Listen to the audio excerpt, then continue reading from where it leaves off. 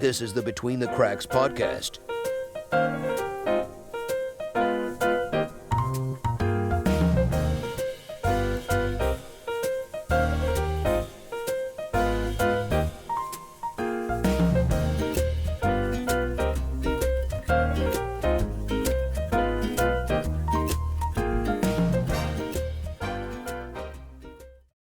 Hello, everyone, and thank you for joining us for the first ever episode of Between the Cracks podcast. This podcast is brought to you by Burgess Inspections. It is going to be all about real estate, home inspections, and the Richmond community in general. We hope you enjoy what we have planned. Today is a teaser episode, which means it's not going to be the traditional format, but it's going to be a longer interview. Today we are interviewing the lovely April Leslie with RVA Radon. That's right. So we are with April, and it's a very interesting interview about radon. So without further ado, let's take it away. All right. So welcome everybody to Between the Cracks podcast. This is our very first podcast, and we're kind of calling this like a teaser episode, right? Because we're technically going to go live on November 13th, but this is actually going to be a full episode, so it's not really a teaser. It's a teaser because we have jokes. That's right. We're going to have some jokes today. So my name is Matt, and this is Madden. And you'll probably see us every week. And our gracious guest here is April Leslie, one of my favorite redheads. Yay. I can't say she's my favorite redhead, though, because my sister is also a redhead. So I love her too. So Can't express favoritism, yeah. Not to mention, we also have here at Burgess a radon technician who's also a redhead. It's a theory that when you're involved in radioactive, employment, your hair turns red. Yeah, I'm thinking maybe my sister might have missed her calling. Maybe I never give you a call. Maybe she's exposed some way or another. So this is our Halloween episode, so we're just going to have a little fun, and we're going to talk about some radon today. Before we get into that, I just want to have a little fun and first start with asking you both a Halloween related or a scary kind of story or even a funny one that has to do with ghosts, goblins, and all that good stuff. A radon measurement that I was on recently. And this is within the last year. So it was out in Farmville area, and the house was vacant with a basement. And most of the pictures and everything and furniture were gone, but there were a few historic kind of properties and old train photos and some things like that. And the kitchen itself had not been, renovated. It looked like everything was in great shape, but it was older. Front door really, without looking up or remembering, had more of the 1940s kind of feel. Just the front door, some original hardware on the home and that kind of thing. So in the kitchen though, they had installed, and I don't know if you guys remember this or not, but an under the counter radio, and this used to be very popular in kitchens in the late 80s, 90s, maybe early 2000s. And so it was a radio. There may or may not have had a tape deck or CD player with it, but the radio was key. So there was a couple different foundation types in the home, and so I was off to the left in an enclosed sunroom, and I put a monitor there. Then it had an exterior entrance to a full finished basement. So I leave and I go and put, the appropriate amount of monitors in the basement. Come back in, because I always recheck everything, check all the closets, check all, for just different, radon mitigation components or any, red flags or anything. But when I came back into the home, the radio was on. And it was fuzzy, radio reception. So I'm thinking, okay, who's in the house? But it's pretty country out there, and there was no one out there. Then I was like, okay, I'm just going to leave it alone. It wasn't on. It went from fuzzy to alternative music to like 1950s music. No radio, no radio station advertisement. I never turned it on. I never touched it. I was just like, what a lovely home I'm in. and then I finished up and locked everything up, and then the next time I went to retrieve the monitors, I let multiple people know my location before entering and stated that if in 20 minutes you do not hear from me, it would be a great idea to send all the troops. So that was one of the stories that I have of spooky stuff. That's a good one, right? That is a good one. Yeah. That is a good one. I really feel like there was some kid who lived, I don't know, wherever the closest house was, who discovered there was a radio there. He's like, it's a vacant property. I'm going to replace this with a Bluetooth speaker. Oh, that would be. But I don't know if you could have like this. Oh, I have no idea. This is pretty old school. But So what about a favorite costume? Either you have a favorite costume that you've ever had? I was a mermaid for a couple years. I really liked my She was like, I committed. mermaid costume. Yeah, no, that was fun. I so had last year. Something that you like to just not get off the couch? Have you walked around in a mermaid No, costume? you Put know. the fin in front of you. Right, like, no, it you worked can- out. I had someone in the wagon pulling me, obviously. Get one of them, Spraying you with water. get one of them big Exactly. aquariums. Don't You're get just laying dehydrated. halfway Right. in. I think the only reason I was a mermaid is because my brother was a shark for like 5 years in a row. And I was like, well, we gotta have a theme. And so, his shark costume was cool. It had legs dangling out of it. Okay. It's pretty solid. Those were some of my favorite costume years. Oh, that's a good one. I think my first Halloween, my mom dressed me as a fairy, which is very fitting for the size of me in this That's right. podcast. Oh, yeah. We got tiny over here. Yeah, I'm a little tiny compared to the microphone and them. But that's okay. This is my Halloween costume. I'm a fairy this year. Love it. Very nice, very nice. All right, so we're really going to get into something scary here, and we're going to talk about radon today. So, as I said, we have April here. Thank you for coming, April. And April is the owner, operator, and everything in between for RVA Radon, which is maybe the second best company that does radon. I think it is how about this? A 100% women-owned best company There we go. in Richmond, I like that. Virginia. I like that. There we go. So Burgess Inspections, we do work a lot with April. She helps out. We try to help her out, and it's good to be able to collaborate. As April said earlier, we're collaborators, not really competitors. We do love a little bit of a challenge. We want to outbid, or outbid each other on some commercial work. That's always super fun. That's right. But that in the spirit of collaboration, when we're able to work together, we can only increase that radon awareness, which is what we're all really here to do. Absolutely. So let's just start with the basic, right? So April, tell us what radon is. Radon is a naturally occurring gas. Everyone is breathing it all the time. It comes from our Earth, from the uranium series. It is real, contrary to what some people say, and you can find it on the periodic table on the lower right-hand side.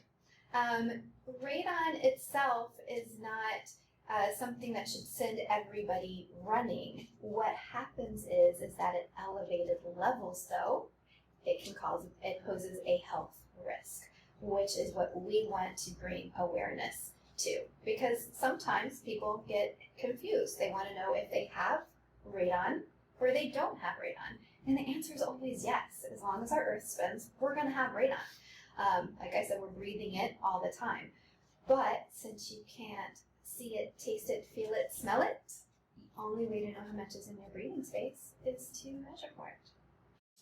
Let's dispel one. I think it's one of the biggest myths when it comes to radon, and you may even know some bigger. But and I'll tell you, and this is really all around the types of homes that have radon, right? I've talked to clients, even other inspectors that say, oh, if you don't have a basement, you don't need to worry about it. I actually had a text message the other day from an inspector that said they told their client you don't need to get radon testing because you have a crawl space, and a crawl space has vents, so it just vents out. So what are your thoughts on radon versus crawl space, basement, slab? So that's a great question. And it's important to validate information that people have. So, it used to be that as we were learning more about what radon is, and at the very beginning, the reason that attention went to the basement properties is because you were actually underground when you're in the basement, which would put you at a more, exposed entry to the radon levels. However, the more we learn, the more we do better with the information that we know.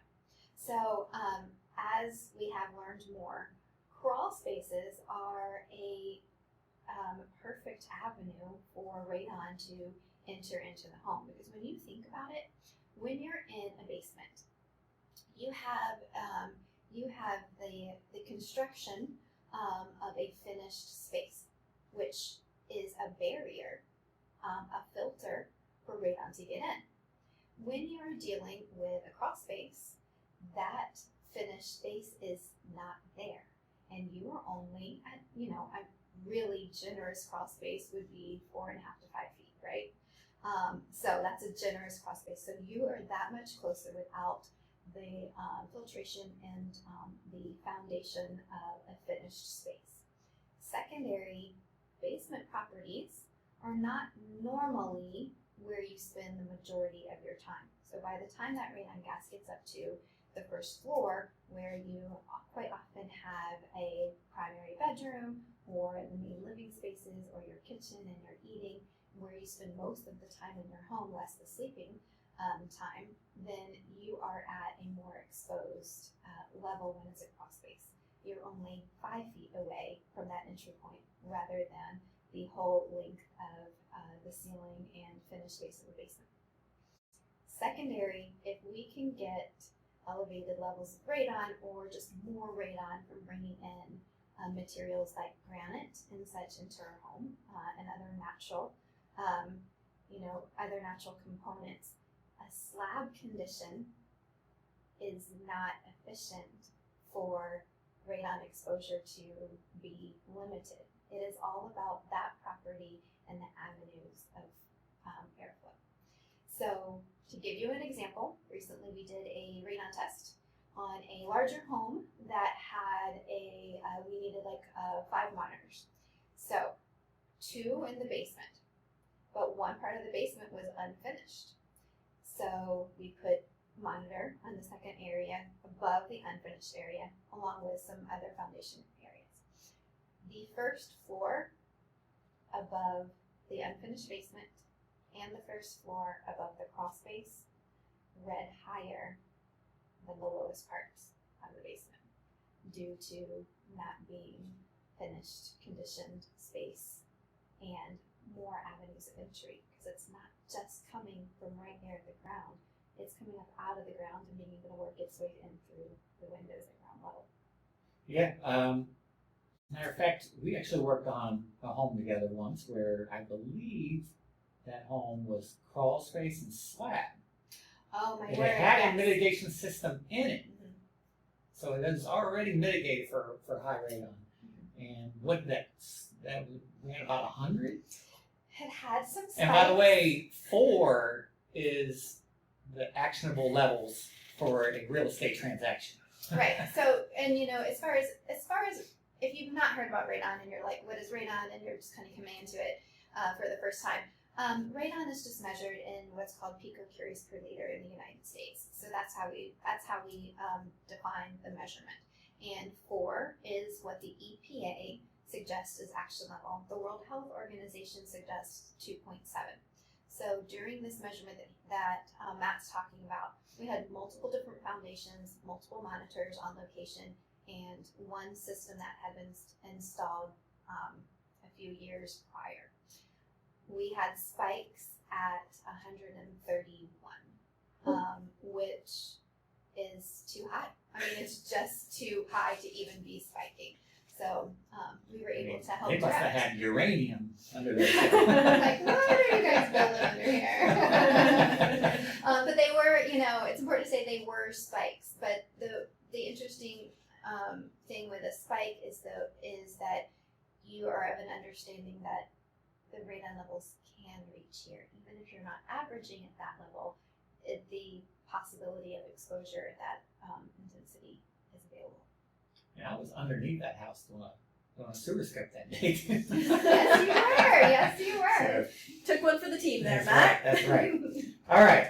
So there's this very interesting article that came out in, what was this called? The Working Real Estate Home Inspector magazine. And it's all about remote working conditions.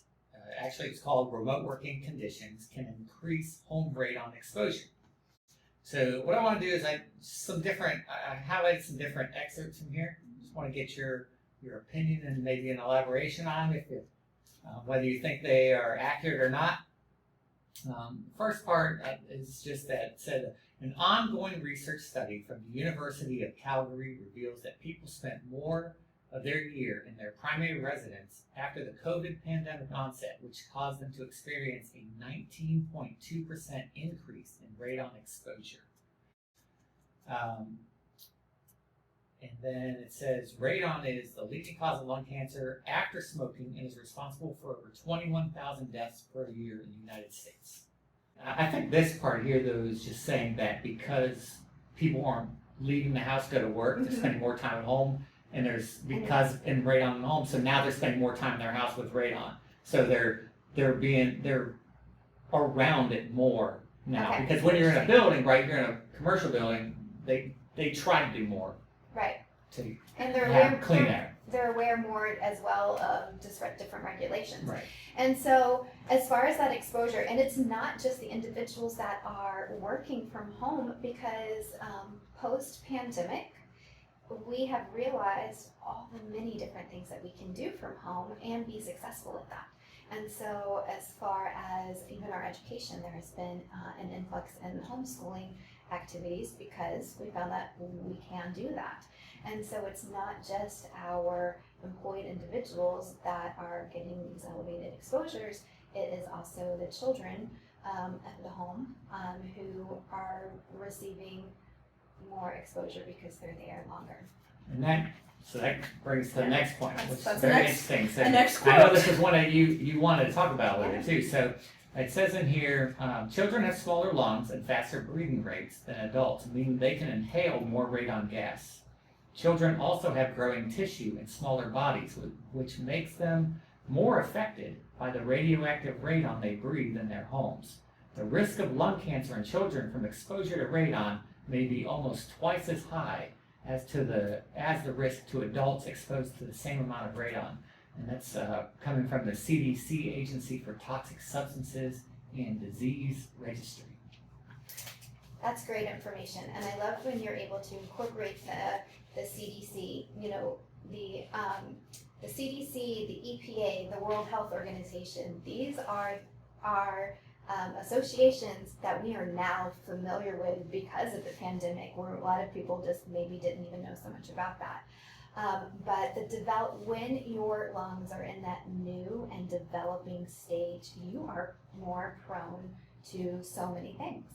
And because it is younger tissue, and as your DNA, what happens when you're breathing in the radon is that when the radon lands on your lungs, then it has a natural decay product. That natural decay product then goes in and can mutate your DNA. So everyone will be affected a little bit different, even under the exact same exposure. The mutated DNA is where you get the cancer growth for lung cancer. So children are at the highest risk. The elderly, because they have used their lungs so much already that they are tired. Their lungs are tired and they cannot protect themselves as much as the healthy average adult. And then on top of that, you have your pets, because your pets have very, very small lungs, and so they're still breathing in the exact same amount of levels at that, a smaller capacity and able to do a lot of damage. And they're there 100% of the time. Yes, they are. So let's continue scaring people here a little bit. All right, so let's move on to, it talks about energy efficient homes. So it says the rise of energy efficient and environmentally friendly homes contributes to increased home radon levels. The research titled Radon Exposure is Rising Steadily Within the Modern North American Residential Environment and is increasingly uniform across seasons, published by the Nature's Scientific Reports, found that a 31.5% increase in radon levels in homes built after 1992 compared to older homes. And they're just saying that modern homes are too efficient at limiting the amount of unregulated air coming out, so they're holding in that radon. Right. So this is a good example for an encapsulated crawl space. An encapsulated crawl space where it is a myth that means that you're not going to have elevated levels of radon. Now, if you have an encapsulated company that's doing encapsulated crawl spaces that is radon aware, there's things that they can do with that. But when you are given an opportunity to trap all the air that is in your home and making it in your home, that's great if you're trying to keep your electric bill lower, because then you don't have to run the heat as high because it's keeping it in there. Then you don't have to run the AC as strong for such an extended period of time because it's trapped in there.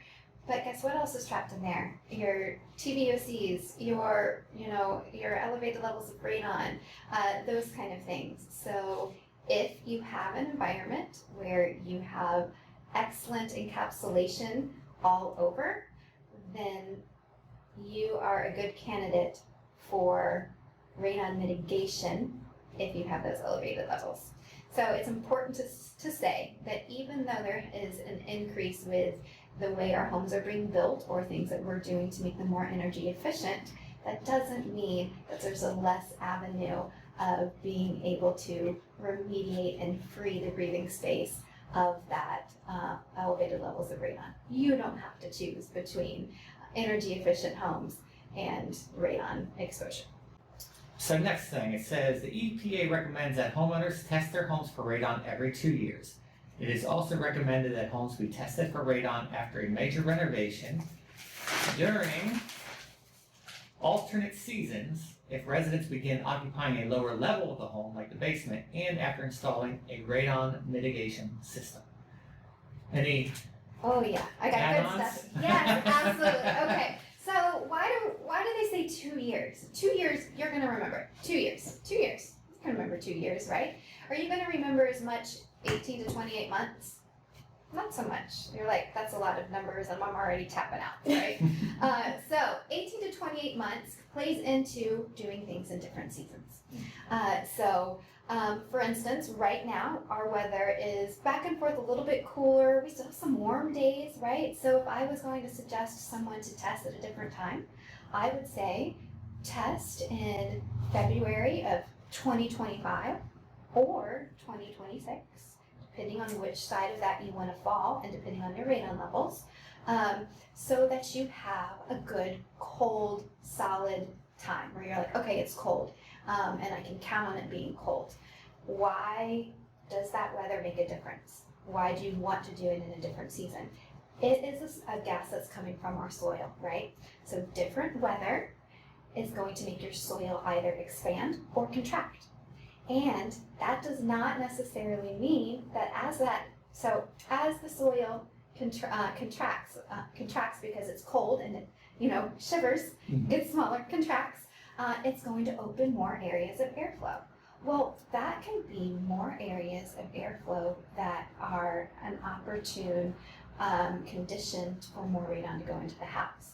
But it can also be multiple avenues of airflow due to the contracted soil to go away from the house. So that is why when people say, oh, you're definitely going to have higher levels of radon in the winter, you really might not.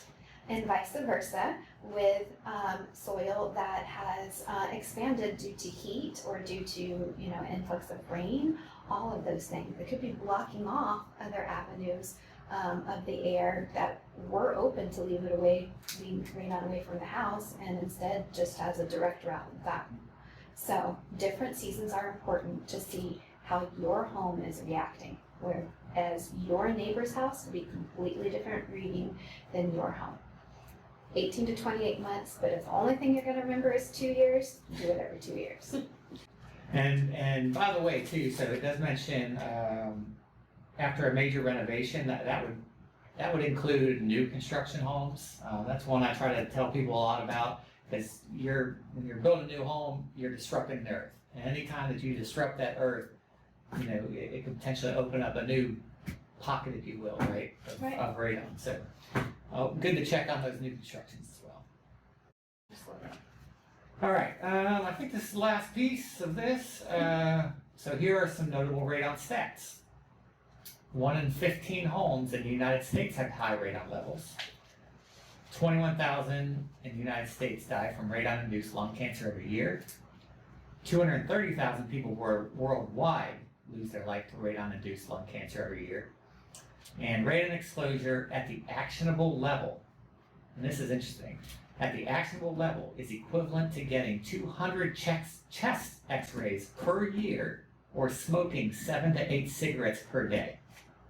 Yes. What do you think of that? Yes.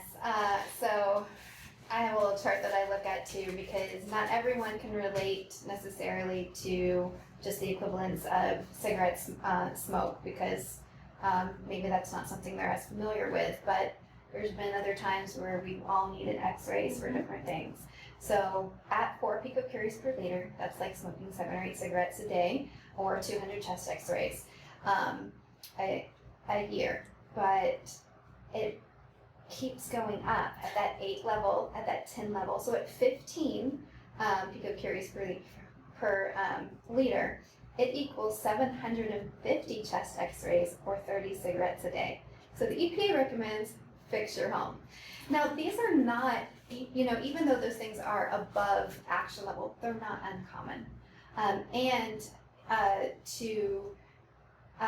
something else to remember, it is not you walk in here and this is exactly what it was, and oh my goodness, you just smoked this much. It is the health risk is being exposed at an elevated level for an extended period of time. So you don't need to live a life that way. You can do something about it by testing so that you can remove yourself from that potential health risk. And the numbers that you quoted are 100%. That's exactly what is reported on the World Health Organization, CDC, EPA, all of their websites. However, the only thing that's different is that is from the levels that we know and that people are reporting. Right. There are individuals that aren't reporting what they have found. They get a kit and they don't report necessarily the findings, or they're not testing at all. So this is only with the people that have followed through with the proper reporting with their state, and then goes into our national numbers. So we're coming to the end of the scary movie, right? So Michael Myers come around the corner. We're about to slay him, right? So there is a fix. So we don't have to be afraid of radon. We don't have to move because there's a lot of radon in our house. There are things that can be done. So what can we make happen? So sealing up your home properly at the foundation level, if you have a basement or slab, is key.